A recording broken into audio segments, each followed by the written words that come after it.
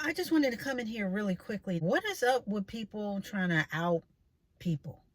Outing the down and out. I remember a few years ago, Geoffrey Owens, he used to be on The Cosby Show. I believe he was the boyfriend and then the husband of the eldest daughter.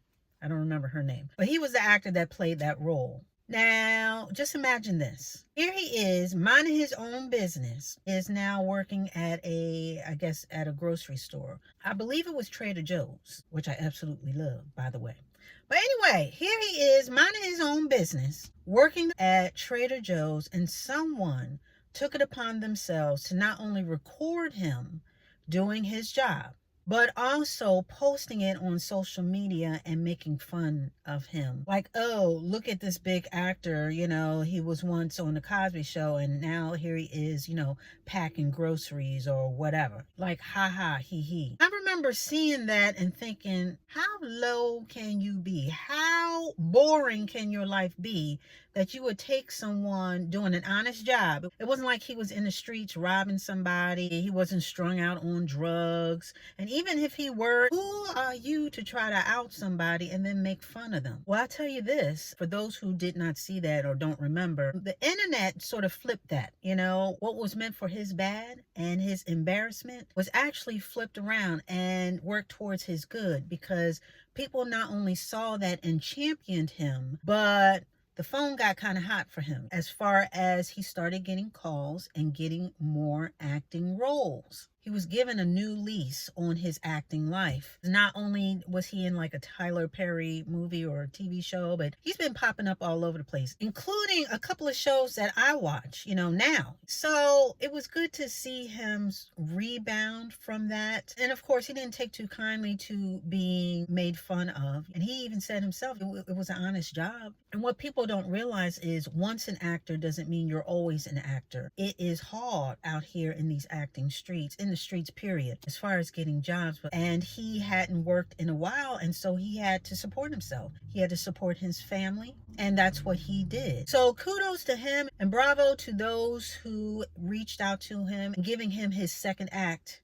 if you will, pun intended, as far as his career. There's a big time fitness expert from years and years ago. Someone outed her because now she works at, I want to say she works at either a fast food place or something that you would not expect her to work at. There was something else that I saw as far as a thumbnail. Now this one wasn't so much as a poke at the person. It was more of a short expose of what happened to this particular actress. Beautiful, successful. She was on a well-known show. Everything seemed to be going for her, and now she lives on the streets. So they sort of did like a behind the scenes of how she had gotten there. But of course, someone else did something on that and was sort of like, wow, look at where she's come from. She was all the way up here. They basically showed her on the streets with a card and just down and out.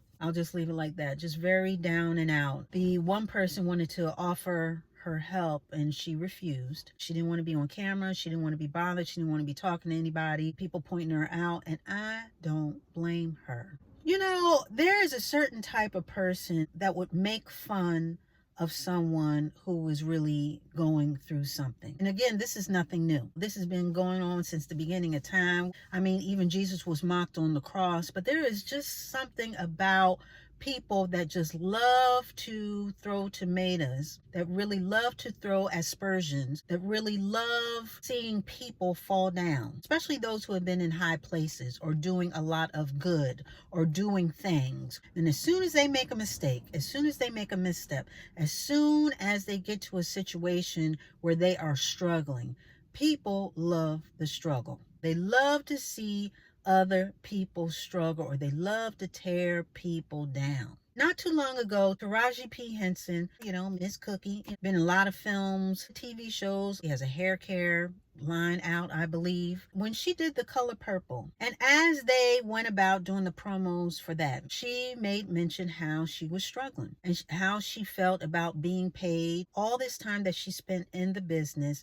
how she had to fight and has to still fight, even with everything that she's done, how she still has to fight for her just due. And she got emotional about it because her feelings were hurt. And I felt her. I felt her during the interviews. This was something that she had swallowed for a long time. And I guess at this particular juncture, she just wasn't going to take it anymore. She wasn't going to be quiet about it. And I could appreciate her transparency. And even with that, with her pulling back the curtain as far as what was going on with her, there were those on social media that felt like basically they didn't believe what she was saying. They said, oh, well, she's a millionaire. What she got to cry about? Some other people chimed in, yeah, how about some real problems? This and that. Yeah, she up here crying because she didn't get $1 million, this and that, blah, blah, blah. Just this, a whole bunch of this. And I'm thinking to myself, see, these people don't know.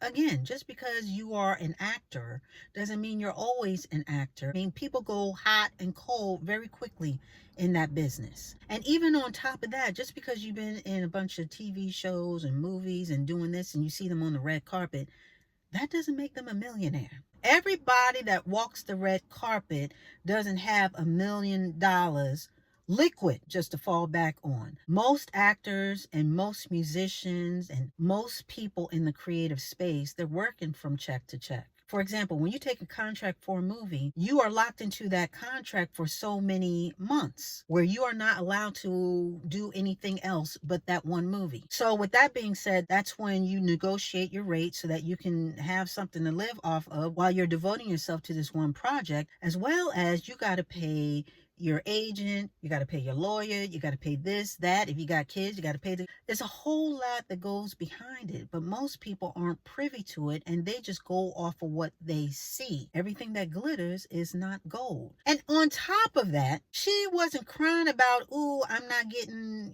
no money. She was talking about, I'm not getting the right money. I'm not getting what I deserve. And who can knock her for that? And why? Why would you? She's speaking her own truth. But some people didn't see that. They only saw this movie star crying about money and it fell on deaf ears. We know that there is not equal pay as far as a lot of things across the board, as far as women versus men, white versus other races, and so forth and so on. There's a lot of isms at play. So with that being said, I guess I was kind of surprised at the backlash, but there's also been a current. It's not so much of an undercurrent anymore. It's loud and it's more overt. This whole thing about eating the rich, those who we perceive as having it all. It's like the reverse of Marie Antoinette. It's this whole apathetic view towards those who, quote unquote, have it all. I mean, let's just look at what's going on now as far as, well, not now, but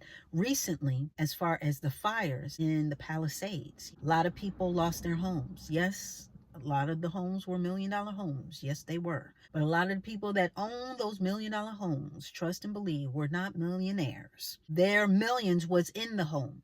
And they were living off of whatever savings or whatever it was. Yes, maybe comfortably, but that fire set them back, because while some people are able to rebuild, some are not. Because come to find out, a lot of those people did not have fire insurance on their homes. I don't know if you guys are caught up on current events out here in California, but there have been insurance companies that have pulled out of California because it seems to be the action capital of the world. We do get earthquakes, we get floods, we get mudslides and all this other stuff, including fires. There are a lot of dry areas in California, and there are pockets of California that are fire zones. So with that being said, the houses that are built there, you need fire insurance, but a lot of these companies, they're not offering it anymore. So for them to rebuild, yes, it would drain their resources. It would drain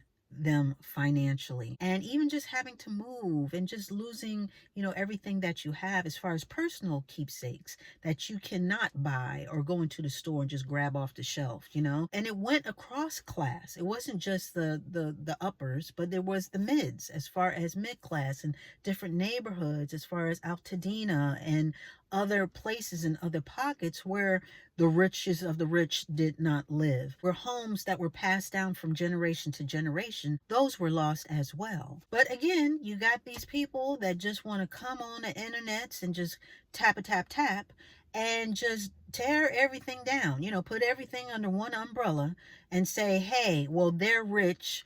Why should I cry over them? Right now, there's a lot going on. And like I said, it's not necessarily new, but I think because of the internet, you just see it and hear it a lot more. Sad to say, but everybody likes a train wreck. There are people that just love to see your downfall. There are people that love to make fun of other people just because. They love to jab, tap, and post and exploit people's struggles. I mean, I'm sure most of you guys are familiar with Maya Campbell. She is the daughter of the late author B.B. Campbell. But Maya herself, she was an actress. She was in the LL Cool J sitcom, what is it, In the House? A beautiful girl. She has struggled mentally over the years. And I believe that, she was on certain drugs and she was really struggling. And you had people for months and months on end. They would see this girl on the street and they would just record her and post her at her lowest moments. I mean, they would track her down. And every time they would see her, it was like they put out the call to other people. So everybody's just looking at her like she's some kind of specimen in a zoo. That's how I'm putting it. But they would just gawk and look and make fun of and joke and post. And people used to come and say, listen, unless you're going to get this girl some help, why do y'all keep posting about her? Why not pray for her? Because that's what some people do. People love a train wreck. And they can't wait to post for likes, clicks, and giggles. Because everybody's a comedian now. If you don't have anything good to add, if you don't have anything good to offer, then what are you doing? You're just making fun of a bad situation. You never know what people are dealing with. You never know. I mean, you may see on the outside glitz and glamour, like I said, fancy clothes and this and that. But a lot of these people going home to an empty house. A lot of these people, yeah, they may be wearing a couple of $1,000s worth of whatever, but their bank account is on -0.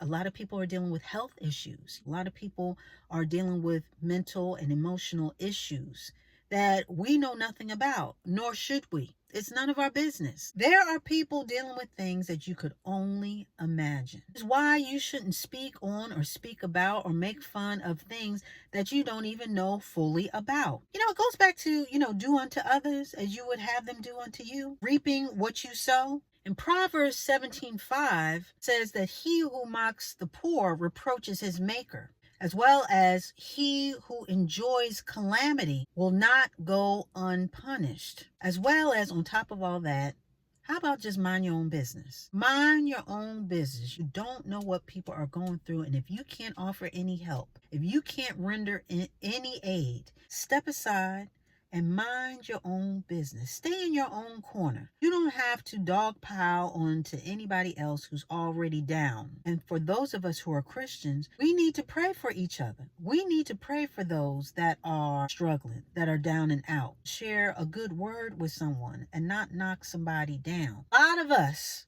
are only a paycheck away from a financial catastrophe. A lot of us are dealing with a lot of things that if the curtain were to be pulled away, you would be embarrassed. You up here pointing at other people, but look in your backyard. Now look at your house. Is your house standing on solid ground? Literally and figuratively. You know what I mean? There is a lot of room on the struggle bus.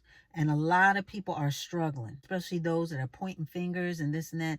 You struggling too. You making fun of people and putting them on Front Street and trying to out them down and out says more about you than it does about them. It puts you on Front Street too, as far as your character or lack thereof. So I just wanted to come in here, just mention that really quickly, because I see there's a lot of stuff going on right now, including a lot of people that's relishing in other people's downfalls. And they love just outing the down and out. So let's treat each other with a little bit more kindness, a little bit more tenderness and understanding, because you just never know what people are going through. And on top of that, it's not your business to know. Leave people alone. Pray for people, and if you can help, help. But if you can't, leave them alone. And I even go back way, way back to when we were all kids. And I know everybody, just about everybody, has heard this one. If you don't have anything good to say, then don't say anything at all. And I'm going to leave that there. And with that, we are going to put a button on it.